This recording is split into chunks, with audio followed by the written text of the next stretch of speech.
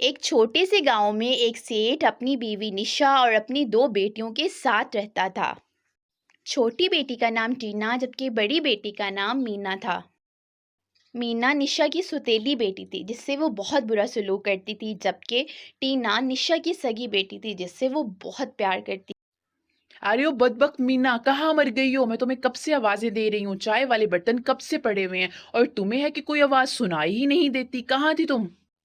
चलो आओ और ये चाय वाले बर्तन उठा के लेके जाओ, अगर आइंदा तुमने देर की तो मैं तुम्हें बहुत मारूँगी। दफ़ा हो जाओ यहाँ से। एक रोज़ जब बहुत तेज़ बारिश हो रही थी और मीना अपने घर में सफाई कर रही थी, उतनी देर में मीना की माँ वहाँ आती है और बिला वजह मीना पे चिल्लाना शुरू कर देती है। तुम सुबह से सफाई में लगी हुई हो, तुमसे कोई काम ढंग से होता भी है या नहीं? मैं तो कहती हूँ तुम दफ़ा हो जाओ यहाँ से, तुम मेरी जान का अज़ाब बनी हुई हो। अपने बाप के आने से पहले यहाँ से निकल जाओ, मैं तुम्हें इस घर में मज़ीद बिल्कुल भी बर्दाश्त नहीं कर सकती। प्लीज़ मेरे साथ ऐसा मत करें, मैं कहाँ जाऊँगी? मैं तो किसी को भी नहीं जानती। मेरा आप लोगों के सिवा और कोई भी नहीं है। माँ प्लीज़ मेरे पे रहम करें, मुझे इस घर से मत निकालें प्लीज़। तुम जाती हो या नहीं? मैं इस डंडे से तुम्हारा सर फाड़ दूँगी, मैं तुम्हारी शक्ल नहीं देखना चाहती, दफ़ा हो जाओ। मीना बेचारी रोते-रोते वहाँ से निकल जाती है। इतनी तेज़ बारिश में मीना की माँ उसे घर से निकाल देती है। वो बहुत भीग रही होती है। इस तेज़ बारिश में वो अपने घर से बाहर निकल आती है। वो चलते-चलते वहाँ एक पत्थर पे बैठ जाती है। उसे नहीं पता होता कि उसने कहाँ जाना है। थोड़ी देर बाद वहाँ एक बहुत ही खूबसूरत नन्ही परी आती है और वो मीना को देखती है कि मीना वहाँ अकेली बैठी रो रही होती है। वो मीना से पूछती है, प्यारी मीना, मुझे सब पता है कि तुम क्यों रो रही हो। तुम बस खामोश हो जाओ और मेरे साथ अपने घर चलो।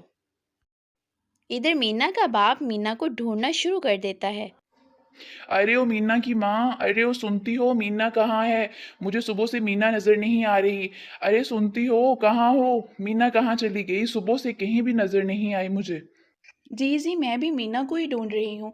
काफ़ी देर से मुझे भी नज़र नहीं आ रही। सुबह से तो वो अपने कमरे में आराम कर रही थी, अब अचानक से पता नहीं कहाँ चली गई। मैं भी उसे काफ़ी देर से ढूँढ रही हूँ और बहुत परेशान हूँ। मैं अभी देखती हूँ कि वो किधर है। जैसे ही वो घर में दाखिल होती हैं तो मीना की माँ मीना को देख लेती है, जबकि परी उसे नज़र नहीं आ रही होती। वो मीना पे गुस्से से चिल्लाना शुरू कर देती। अरे ओ कमबख्त मीना, इतनी मुश्किल से तो मैंने तुम्हें घर से निकाला था, तुम दोबारा वापस आ गई हो। दफ़ा हो जाओ यहाँ से, मैं तुम्हें बर्दाश्त नहीं कर सकती। मीना की माँ की बातें सुन के परी को बहुत गुस्सा आता है और वो जादू करती है, जिससे मीना की माँ की आवाज़ बकरी की आवाज़ में बदल जाती है। मीना की माँ इधर-उधर देखती है लेकिन उसे कहीं भी बकरी दिखाई नहीं देती। वो फिर से मीना को डाँटना शुरू कर देती है। जैसे ही वो दोबारा डाँटना शुरू करती है तो बकरी की आवाज़ फिर से आना शुरू हो जाती है। वो गुस्से से बोलती हुई वहाँ से चली जाती है। एक रोज़ जब मीना की माँ सो रही थी, मीना किचन में काम कर रही थी। उसके हाथ से बर्तन गिरता है और टूट जाता है। मीना की माँ फ़ौरन वहाँ पहुँच जाती है। अरे ओ कमबख्त मीना, तुमने क्या मेरी ज़िंदगी अज़ाब बनाई हुई है? दफ़ा हो जाओ, निकल जाओ यहाँ से। मैं तुम्हें कितनी दफ़ा निकालूँ यहाँ से? मीना को परेशान देखकर परी भी वहां आ जाती है और वो फौरन से जादू करती है, जिसकी वजह से वहां पड़े हुए बर्तन मीना की माँ के सर पे गिर जाते हैं और वो गिरकर बेहोश हो जाती है।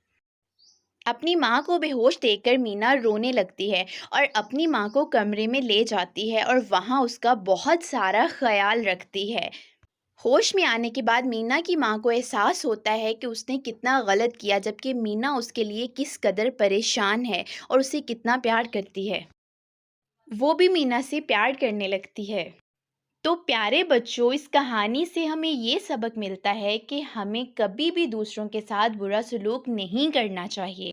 अपने बड़ों का मुकाबला करने की बजाय उनकी इज्जत करनी चाहिए और छोटों से बहुत सा प्यार करना चाहिए।